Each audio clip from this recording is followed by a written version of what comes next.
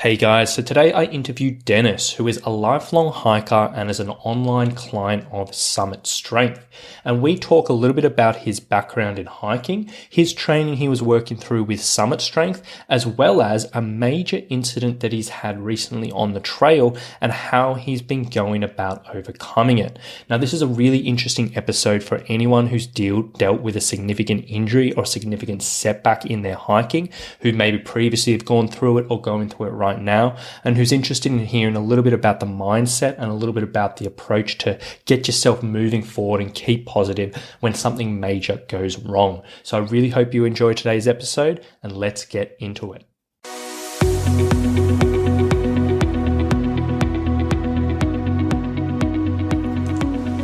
Hey, my name is Rowan Smith, and I want to welcome you to the Training for Trekking podcast. Now, this is the world's very first podcast which is entirely dedicated to helping you train, prepare, and conquer your upcoming hike, trek, or mountain adventure. So once a week, I'm going to be giving you quality and practical information on the subjects of physical preparation for trekking, dealing with altitude, and nutrition on the trail, so you can know everything you need to be doing to have the best chance of a safe, enjoyable, and successful adventure. So now you know what you're in for. Let's get into today's episode. So welcome, Dennis. Thank you for coming on the show, mate. Very, very excited to have you on board. Yeah, thanks, Rowan. It's great that you had me on here. It's good to pass on some knowledge of when you've had an injury to people that might be out there and doing in the hiking world, and some of the pitfalls to look out for. Yeah, absolutely. And I think it's going to be a super interesting chat today. So, really looking forward to get into it. But before we get too far ahead of ourselves, let's just hear a little bit of background about yourself. And if you can just share with the listeners, who you are, where you're from, and, what's sort of your background in the world of hiking. I guess for me, why this injury's, been an eye-opener for me. To understand, when I say eye-opener, I'm in my late 50s. And this is the first injury I've had due to hiking. And if you go back to the beginning of my life, to when I started hiking, I actually can't remember the exact point in time. I grew up on the Hawkesbury River in a little town just outside of Windsor, which sort of was the gateway to a lot of good hiking areas. You've got the lower Blue Mountains there, you've got the Colo area, you've got the Upper McDonald. And the Upper McDonald is where my family actually came from. My dad was born up there. And so as young as 6, I've seen photos of me and him and his friends in, caves and high up in the mountains. So in that area. So it was I was born into that type of bushcraft, if you like. Later on, I ended up going to school at Wentworth Falls, and without really knowing it, we used to go hiking regularly on the weekends up around Katoomba and around the falls themselves. And I probably I was trying to remember when I first done the 6-foot track, and I think it was probably when I was about 12 or 13 from memory. But I didn't look at it as hiking so much. It was just, the kids going out for a camp from the weekend to get away from the adults type thing. At the same time, we moved from the Hawkesbury to Courage-on Heights, which is in the lower Blue Mountains. So when I wasn't at school, my weekends off I used to just shoot down into the valleys there. And it's interesting, we used to go to a place where there was an underground waterfall, and it was on private land back then. And it used to take like a good day to walk in. We'd stay a couple of days and come back out. I notice now there's actually you can get in through Grosse Vale there somewhere, and you can drive right up to the waterfall. So it just shows you how things have changed over the years. Later on, I actually lived in Lithgow, and I was living on a property that overlooked the escarpment, and the owner there had a map, and this map was so old, it was made from cotton. It was a cloth map. It was probably 1903-04 from memory that it had printed on it. And so it was pre-National Park, Blue Mountains National Park. And what it had was all the cattle trails that the stockmen used to use to drive cattle through the Blue Mountains into the valleys for fodder. So I took a copy of this map and spent probably nearly a year following all these trails, which theoretically didn't exist, but you could find them. It took a bit of hard work sometimes, and sometimes you just came to a dead end because it had disappeared. But that was probably the start of me getting into what I'd call serious hiking. At the same time, I read a book called by a New Zealander called Two Dogs and a Rifle. Now, it had more to do with hunting, but what really impressed me about it was he was very descriptive of the hiking and the walking in the mountains. And I sort of, with this map and that book, it started me on what would become a lifetime dedication, I guess. Yeah. Later on, I moved to a place called Alice Springs, and I've mentioned it before to other people. You know, they call it the Larapinta Trail now, but I was there in the mid-'80s, and back then there was no organised tours that you could do. So I've probably walked the trail over about a 12-month period, but just with locals who knew the area. I also remember about that time we went to Kings Canyon, which is between the Rock and Alice, and we actually did the Rim tour, which is you do from one side to the other. And back then there was nothing organised at all. You just went to the local pub, which was about 100 kilometres away, and they gave you a mud map. And I remember doing all that area. So I was starting to get it. In fact, that's probably my main interest. I got really interested in desert hiking after that. And I have, when I go back through what I did over the years, you know, I've been to Death Valley, I've been to the Simpson. I've done a lot of work walking in the Simpson areas and the Sturt. So those sort of walks became important to me, less so than mountain walking. It wasn't until later in life that I started to do get into the mountains. Although I've never been, you know, high alpine walker. It's something I've never really tried. Yeah, fair enough. That's awesome. Like, it sounds like you've done so many cool things, like from living in a few amazing areas. And out of all of it, was there any particular sort of hike or adventure or trail or anything that sort of jumped out at you as something that you're always going to remember, or that's a highlight of all of them? Oh, look, it's hard to highlight them all because probably around the mid-'90s, I started to do a lot of overseas hiking. I've done I did a 4-day hike, and I think it was a top end, so I went up through Ben Nevis of the West Highland Way, and that one has always sort of stuck in my mind as one that I want to go back and do the entire Highland Way one day. And I've done the first couple of sections of the Pennine Way, which I've mentioned to you before. That's high on my list to do the whole lot. It's a 21-day walk for me. So I'm keen to get to that level of walking, because I've done multi-day walks, but probably the largest one I've ever done was in Patagonia, which is the one that really sticks out, when I did the W trail over there. But even then, that's not as bad as probably the Pennine Way. And when I say bad, I mean it's easier to organise because it's set up with places you can actually stay. They call them refugios over there or something. If I've got the wording right there. So every couple of days you do actually stay in a caravan park, if you like, without the caravans. But that's the one that really stands out.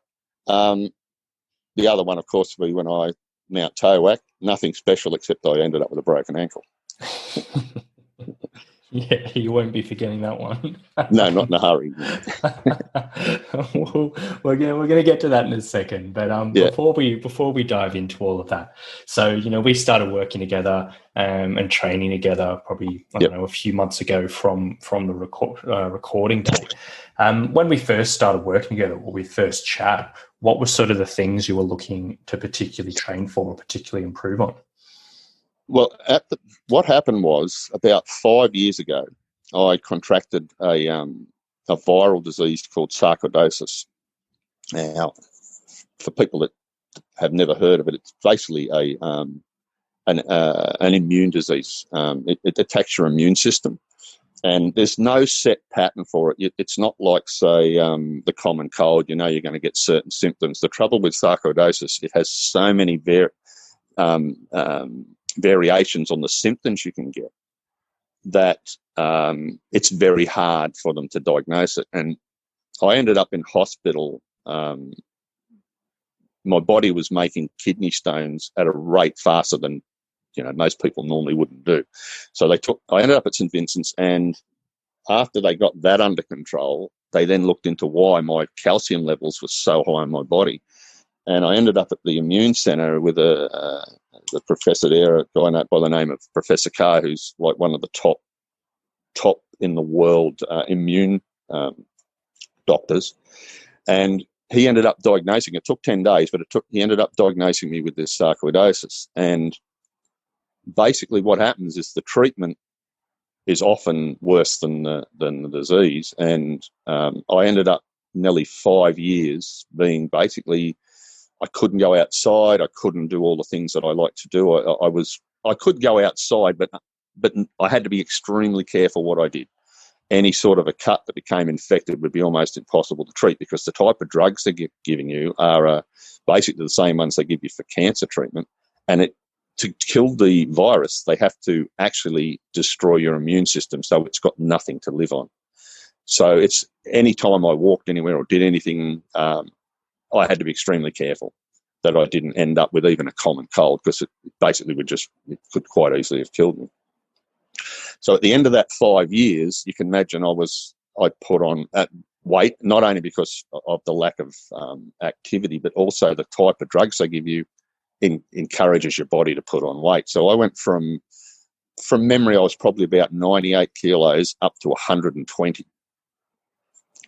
When I was finally diagnosed that they had it under control and I could go back to a relatively normal life, I started off doing my own weight loss program. And I got it down to about 115, but it got to there and I was just struggling. And I was also, because I grew up doing hiking, I'd never ever had to train for it. It was just something I'd naturally done. And here all of a sudden I wanted to get back to it, and just the smallest, even a 2-hour hike was killing me. So I thought, I've got to do something about this. So I started off doing my own research, and of course, as you know yourself, there's 1,000 people on YouTube that will give you 1,000 different ways to get fit, and not all of them are the best way. And just by luck, I came across your program, and it was probably the best move I ever made, because what I got done in that 6 weeks, I probably didn't even get 10% near in a year and a half. Yeah, fair enough. Yeah. And tell us a little bit about what the training looked like. Well, what I really liked about the training is that any other training that I attempted on other, YouTube type of training it assumed you were already fit enough to do the training. There was no consultation or anything like that, because it's just a video. You can join their programs, but even people that I knew that had joined programs like that said, "Oh, yeah, it's great." But I thought, well, hang on a minute, you're already, pretty fit. You're just, just fine tuning yourself. But when it came to your program, it was like you actually went to the trouble of videoing what stage I was at and where I could start at. And the thing was that I was actually getting fitter. I could feel myself getting fitter without stressing my body or making it too hard. It was always that it wasn't, I couldn't say it was that point where it was too easy. You still felt it at the end of it, but it wasn't to the point where you'd say, "Oh, I'm not going to do this again."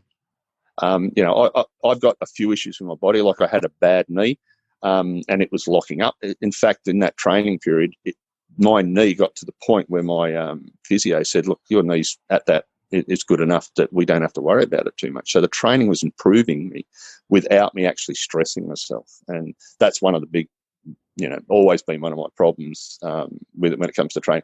You've put me in a gym and I'll last 5 minutes because A, it's boring, and B, it's the gym masters assume you're already Arnie. They whack a weight on and say, "You pick this up and do 10 of them," and you're in the second one and your arms feel like they're going to fall off.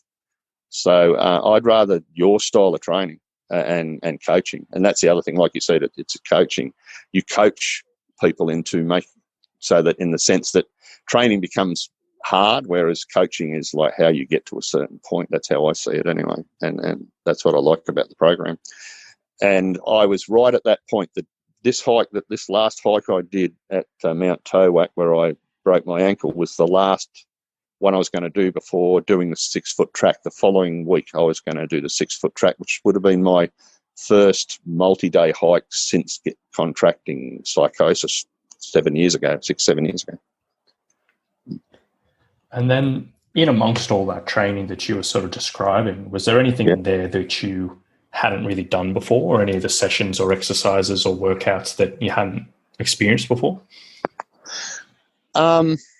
Yeah, the step downs were something that there'd been variations I'd seen of it, but they were, like I said, they already assumed you were at a certain level of fitness. So they were almost impossible, particularly as I had a bad knee. In fact, both my knees aren't fantastic, but one's a lot better than the other. So they had you doing like the Russian goose step on day one, whereas yours started off with, I think from memory I had an old phone book, so it was like an inch high. And I did that for a week, and then I put a second book on, and until I reached, by the 6th week, I was stepping. I've got a 12-inch step that I bought from Bunnings for $7, and I was using that and doing it comfortably. The only one that caught me out was the single pistol squat, and that's only because my knee locked up again. But that's just, was just needed more time to get the muscles built up. Of course, I'm going to have to get them back there now because they're probably relaxed a bit over the last 6 weeks. So. Yeah, more than likely, but it's definitely a few things you can be doing to move forward at this stage. But we're going to dive into that actually a little bit later and just talk through a few things you may be able to do. There was one thing I want to dive into before we get to the ankle as well. Is a couple of weeks ago, or maybe even last episode, I did a big episode around the breathing training and the respiratory muscle training, and went into that. And I know, you personally were actually getting into that before the ankle happened. So do you want to talk through a little bit about that in regards to, why you started that type of thing, and then how you're doing it and how it felt? Well, what I noticed is with the training that we were doing, my body was getting used to the hikes, and in the sense of my muscles, my leg, my knees particularly. By probably the 4th week, I was hitting grade 4 and 5 trails, and I was having no knee pain at all. And I actually did a hike at Mount Canobolas, where you can go from between two peaks, and I noticed my body wasn't fatigued at all, but I kept running out of breath. And I thought, righto, the problem I've got now, and I should mention that I had pneumonia back in 2000 and it did scar my lungs. So I thought, well, righto, my body's now at a point where it can keep going forward, but it's handling this, but my lungs aren't. And I actually listened to a podcast where I forget who you were talking with, and they mentioned about these devices that you could use to improve your lungs and your breathing. And so I thought, well, I'll bite the bullet here, and I ended up ordering a device called. I'm not much in promoting people stuff, but this thing is really worth it. It's a power breather, and what I found, the way it basically works is you do 30 breaths in the morning and 30 breaths in the afternoon, and you set it at a setting where by the time you're at the 28th breath, you're at the point where you really can't go any further. It's a bit like lifting weights. You always go that little bit more, and you really have to struggle. And you keep using it on a daily basis till you can do the 30 comfortably, then you up it again until you're 28. And I've been using, that's one of the things I can use with a broken ankle.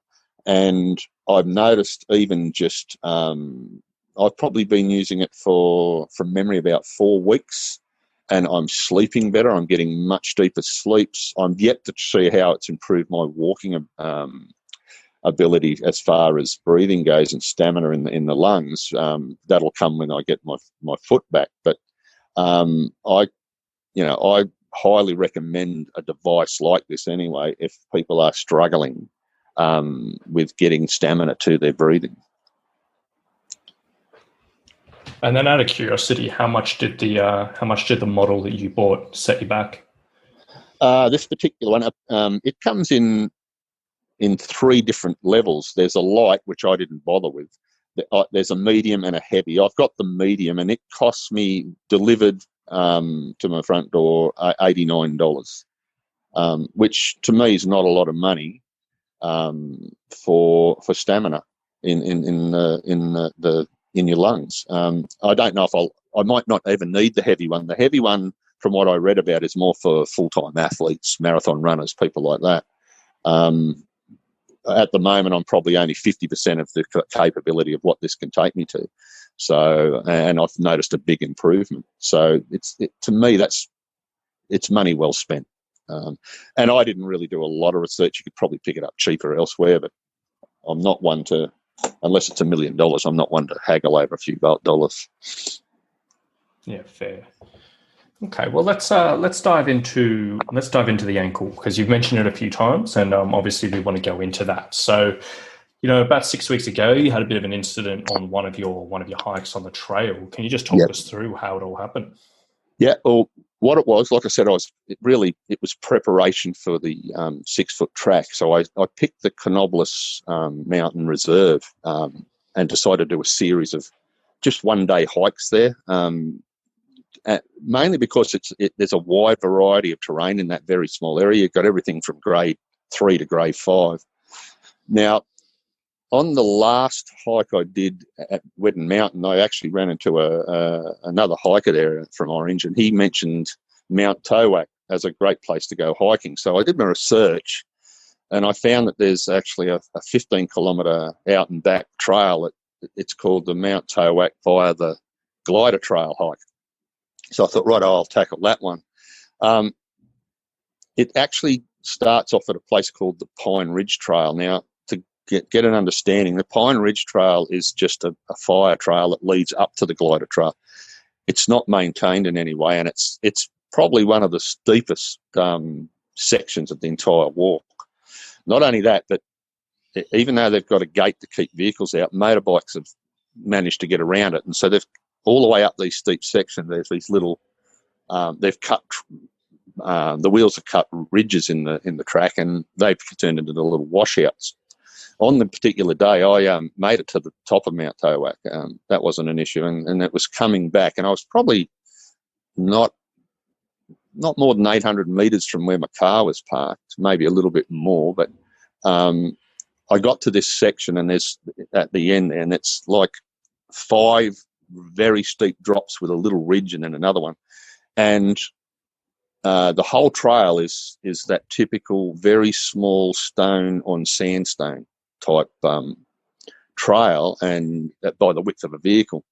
And the mistake I made is I should have went bush. Instead, I stuck to the trail, and it was getting on dark. That's why I thought I want to get down this. And the best way to get down, believe it or not, was just like a surfer goes down a wave. You just get down low, hunker down, and let your feet slide across the rocks to the next ridge. And I was doing fine till the second last ridge, and the trouble was I didn't see one of these washouts that sort of went diagonally across the trail. So here I am skidding down this rocks and doing fine, and probably looking more ahead than I was right in front of me.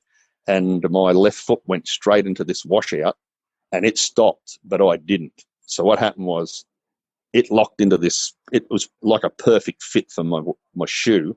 I then went over and twisted and rolled forward, and it ended up snapping the tibia right where it joins the fibula. And not only that, but because I twisted and rolled, it destroyed all the ligaments around the ankle.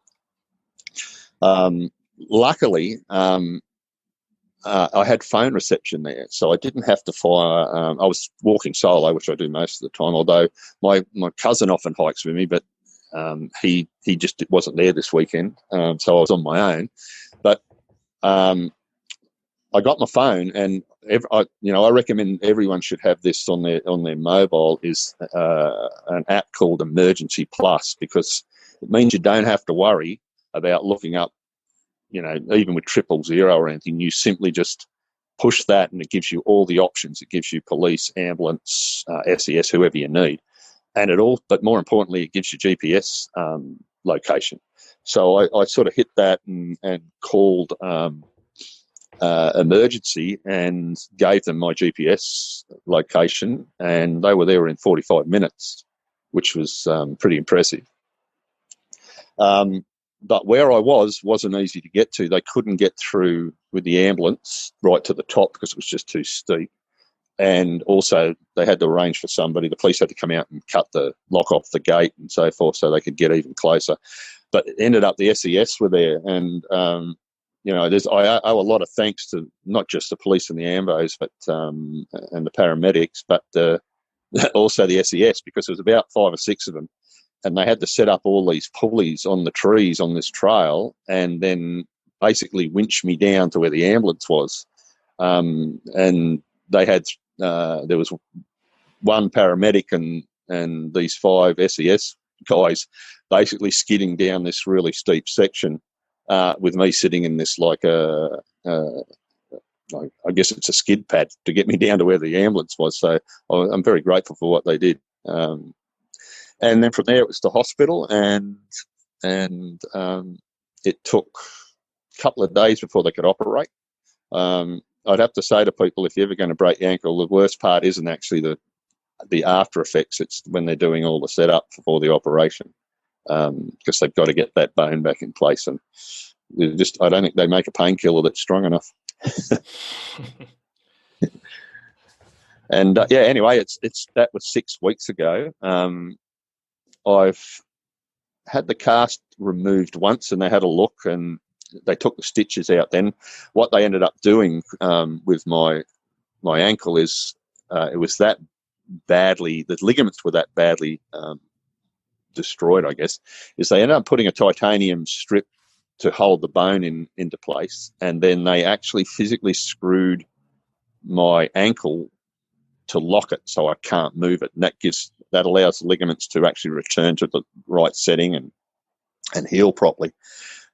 Next week, so it's been 5 weeks, in another week's time, they're going to cut the this cast off that I've got on my leg at the moment and x-ray everything, and then they'll make a decision on whether I need to be recast or whether I can go into a moon boot for another couple of weeks. Now, in that whole time, I've had to be no load bearing on my foot. So it's basically I'm hopping around on one leg. So at the moment, I've got one leg that's probably been over-exercised and one that's done none at all. And, of course, I'm hopeless on crutches around my place, particularly because we live on a farm, makes it very hard. But in town, I get around. And, I mean, if I could say to anyone that's listening out there, if you want to get fit in the upper body, and when I say that, the core and so much your arms, invest in a pair of crutches, because it's the best workout for your upper body I've ever had. And not only that, it'll train you in case, God forbid, anyone has an incident like this. The hardest thing to learn is how to use crutches. I thought it would be easy. You see people zooming around on them all the time. But it was a learning curve. It took me a couple of weeks to get the confidence to get about with a pair of crutches. And basically, anyway, once they take the cast off, I then go back 2 weeks after to have the screws removed. And then it's the long process of rehabilitation, which is, according to them, it depends on what stage my ankle will be at when they get the moon boot off and the screws out. It'll start with maybe only 10% weight on the leg, and then they'll build it up over a 6-week period till I can fully walk on it. Plus, I got to get the mobility back. Plus, I've also said to the physio that I really want to strengthen both my ankles. So together with your program and what they suggest, I want to really get them back, because although mine was a fracture they said was probably unavoidable, it still helps if you've got those strong ankle muscles to help protect your foot, because boots only offer very small protection to your ankles. Once that's done, I've already got the original 6 weeks of the summit program, so I'm going to start on that again while I'm doing the main physio and get myself back to that point where we were up to so I can finish the last 6 weeks of the program. And then, obviously this is a big change in the way, your life was sort of projecting and, the big change with everything going on. Like, how have you been dealing with it, mentally, just having to be off your feet for so long? And what have you been doing to keep yourself occupied? Well, probably the biggest problem I've had is I've always been an outdoors person, and I couldn't stay at my own place because it's partially being renovated at the moment, and also it's got to get up to the front doors quite a large set of steps. So instead, I had to move into my mum's place, which, because not only is it a lower house, but it's also got a ramp leading up to it, which made it easy to get in and out. Unfortunately, where I sit, I look straight out the window to the local national park where I do most of my hiking. So every day I've got that reminder. But it's also a good thing because it's like, all right, when this is over, that's there still waiting for me type thing. So that has kept me, that focus of, I've got to do everything right, because if I don't and I hurt it in some way that they can't fix it, then it makes it a lot harder to do what I love doing. To keep myself occupied, I've done quite a few things. First of all, as you know, I've got a large library of books that cover hiking trails all over the world. So I've picked a heap of them out and changed my wish list. And the reason I've changed the wish list is because of COVID. I mean, they're saying, depends on who you talk to, we could be allowed to fly overseas next year, or it could be 2 years away. So I thought, well, I'm not going to just stand around once I'm fit enough for 2 years waiting for them to open the border. So I started looking more at what's available in Australia. So I've been concentrating heavily on maybe doing the Larapinta trail again. But even Tasmania, I've never really gone down that way. So there's trails there I'd like to do. And, of course, the big one in WA, there's the Cape to Cape and the Bubbling Track. So they're both pretty high on the agenda. Other than that, throughout my working life, I've always sort of dabbled into journalism and fiction writing in not so much novels, but short stories, because there is a market there for it. So it basically gave me a good opportunity to do that, to get back to doing that. Like I probably hadn't done a lot of writing for nearly 5 or 6 years or longer. Even when I had sarcoids, it was just something I was always stuff to do on the farm. But so I've probably written a dozen different stories, everything from fishing and hiking and a few general knowledge stuff. Then I'll send them out and see how they go. And the other thing is, of course, my short story writing, which I send off to mainly American publishers, and they put them in their magazines if they like them. If not, they just come back with a rejection slip, which once you've had a few of them, they're not so hard. And that's how I've really kept myself focused. It's really just looking at the future. The other thing is, of course, concentrating on what sort of training I'll do, because this ankle, even when it's healed, will be a different type of training, I dare say. I mean, at my age, nothing ever comes back to normal. So I'm hoping it's not too far off of the original training, but I may have to adapt to get back to the type of hiking I like doing. Yeah, absolutely. And on that front, sort of what have, you've been thinking about it a little bit, and you sort of mentioned a rough plan of attack before, but what type of things do you think you are going to need to adapt as you get back into it? Well, probably the first thing it will be, once I start the actual physio for the ankle, it's to see what long-term effect this break has had on me. So will I end up with some sort of arthritic pain where the break is? Will it limit the movement? Or will I need another operation to if it does restrict the type of walking I do? At the end of the day, there'll be a point where I say that's the best we're going to get it. So from there, I then have to adapt my walking abilities to that. Now, having said that, I always remember many, many years ago, I was hiking in New Zealand, and I can't even recall the place. It was a friend of mine took me out there. It was down near Oamaru on the South Island, and we were down at it sort of starts very high up and drops into a valley and comes back out. The locals call it the hump, but I'm not sure what its real trail name is.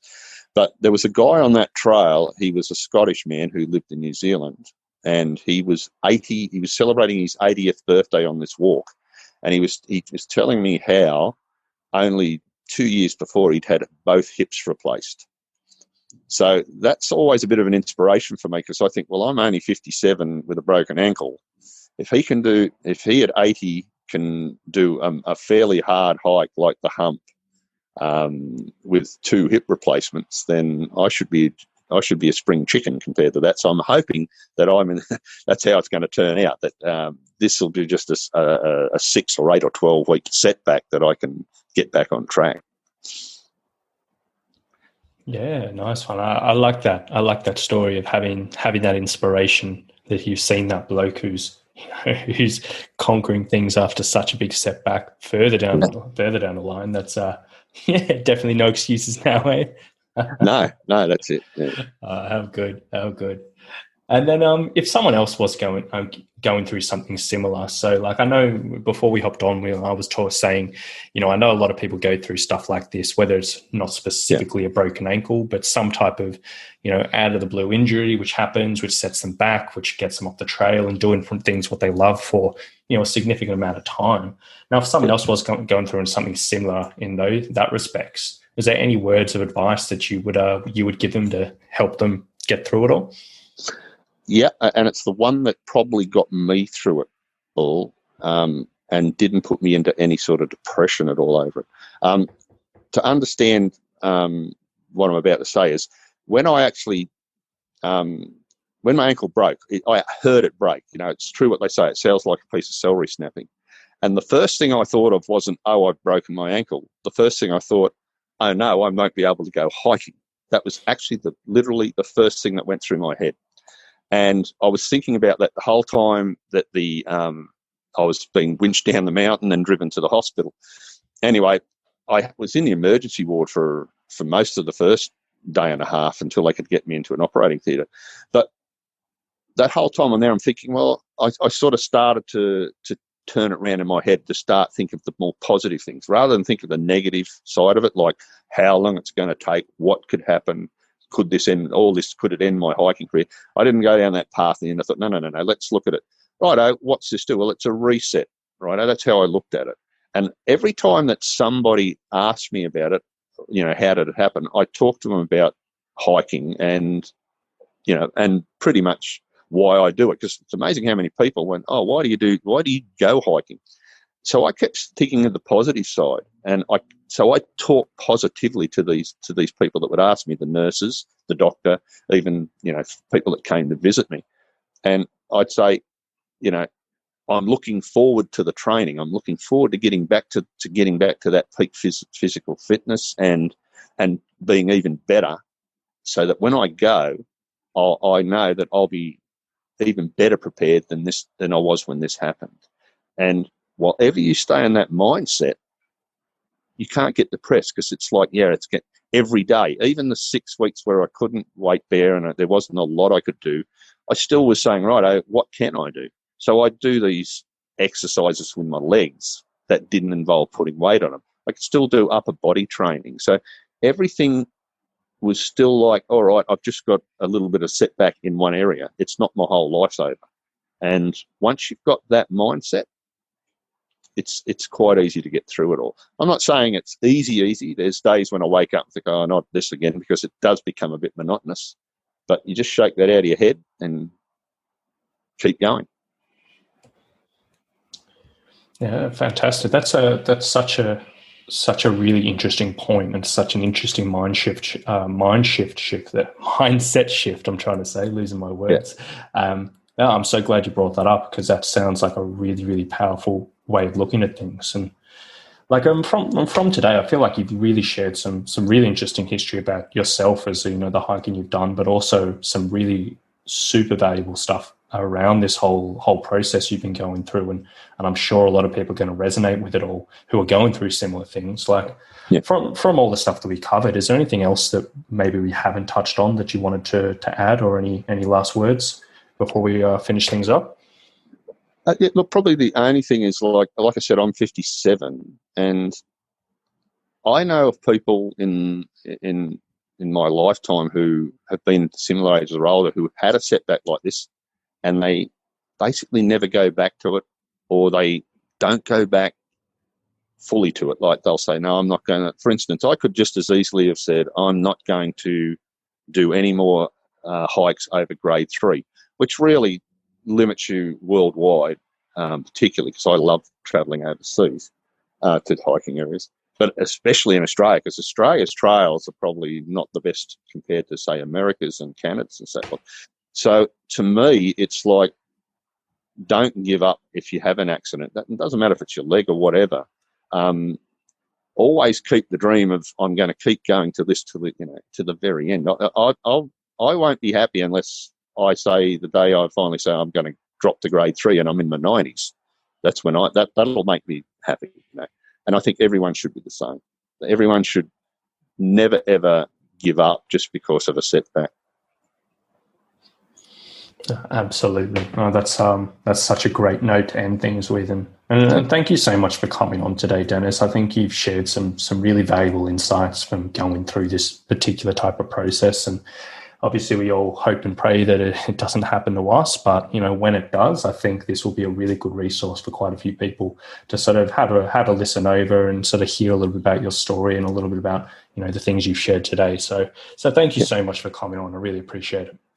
No, it was my pleasure, Rowan, and I hope somebody benefits from it.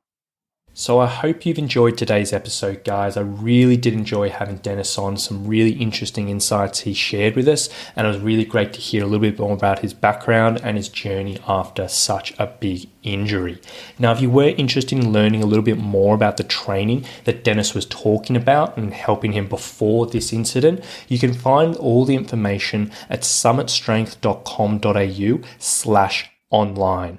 I'll leave a link in the show notes below. You can have a read through that and check out what the program's all about, how it goes about helping hikers get fit, strong, and resilient for their adventures, and you can see whether it might be a good fit for you or not. So if you want to check that out, the link will be in the show notes below, or you can go to summitstrength.com.au/online. Thanks so much for listening, and we'll talk to you soon. Bye.